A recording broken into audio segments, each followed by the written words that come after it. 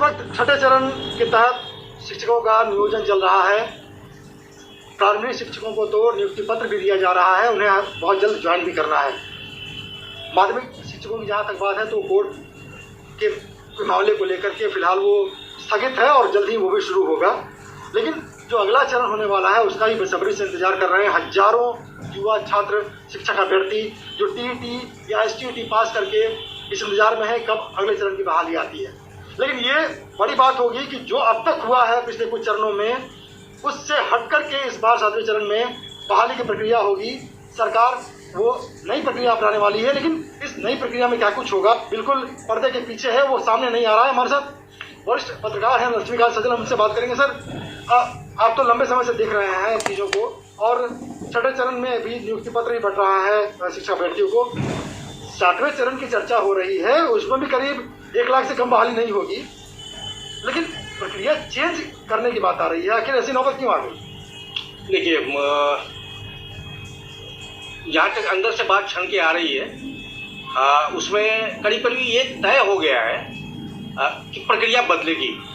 और ये प्रक्रिया अब तक की जो प्रक्रिया हम लोगों की छठे चरण तक की है डिसेंट्रलाइज है।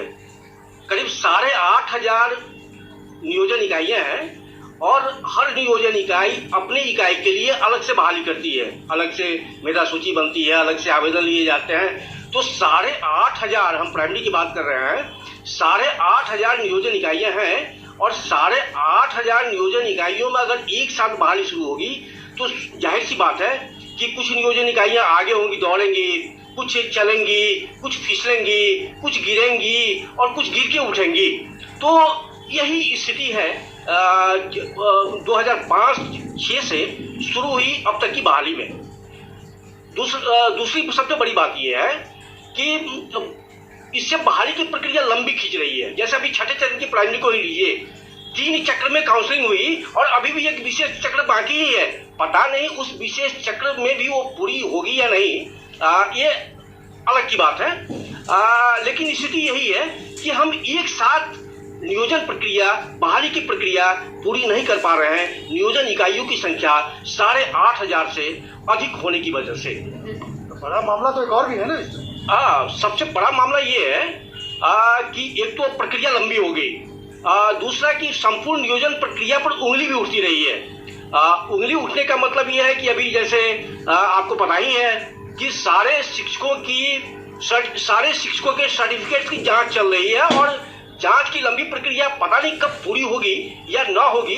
तो शिक्षक आरोपों में गिरते रहे और शिक्षक नहीं कहेंगे, वो शिक्षकों को बहाल करने वाले जो नियोजन इकाइयां हैं, उन नियोजन इकाइयां आरोपों में गिरती रही हैं और बदनामी शिक्षकों की हो रही है। सरकार की बदनामी हो रही है। सरकार तो सारा पैसा बिल्कुल। तो इसी सब को लेके राष्ट्रीय राज्य स्तर पर जो फजीहत हुई है, उस फजीहत से निकलने की तैयारी है।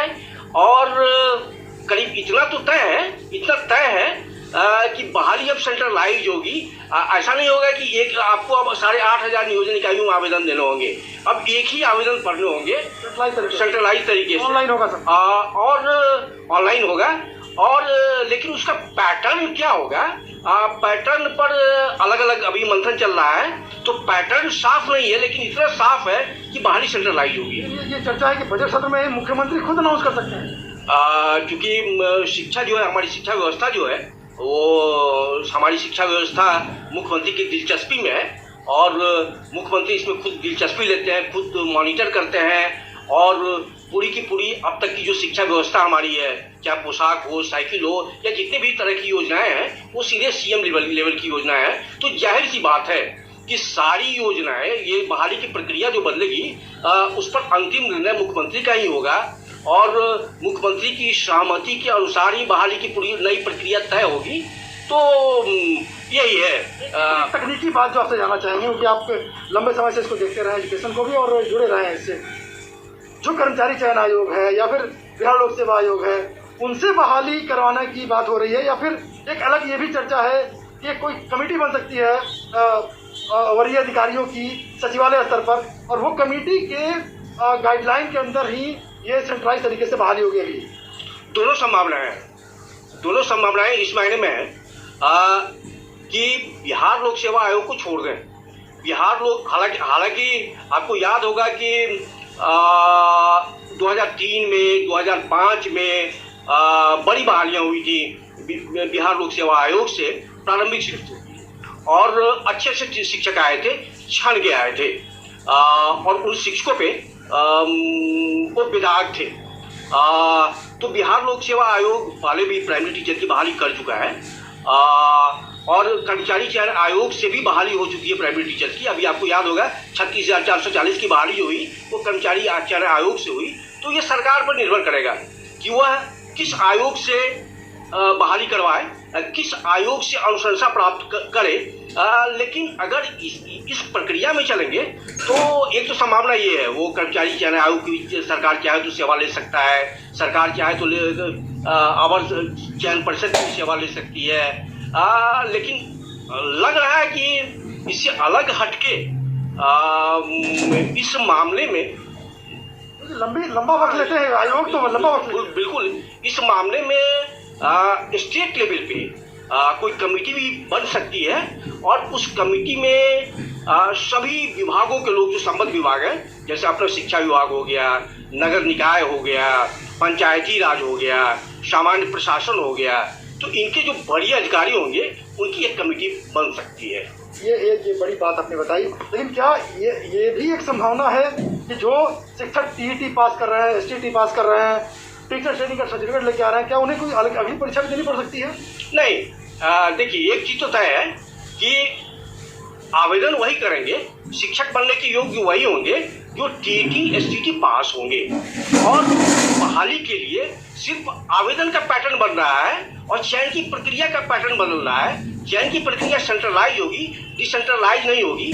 आवेदन सेंट्रलाइज लिए जाएंगे, डिसेंट्रलाइज नहीं लिए जाएंगे।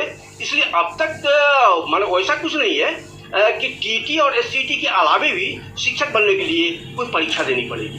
देखिए ये बड़ी बात बताई है वरिष्ठ पत्रकार लक्ष्मीकांत सजल जी ने, और ये स्पष्ट है कहीं न कहीं, हालांकि जो भी चर्चा इस वक्त है वो सिर्फ चर्चा है, लेकिन इस बात की संभावना ज़्यादा है कि शिक्षा विभाग की तरफ से या सरकार की तरफ से एक विशेष कमेटी बनाई जाए शिक्षकों की नियुक्ति के लिए, क्योंकि तमाम जो आयोग हैं वो पहले नियुक्ति करते जरूर रहे हैं, लेकिन उनमें अच्छा खासा समय लग जाता है, उनके पास पहले से और भी काम हैं नियुक्तियों के।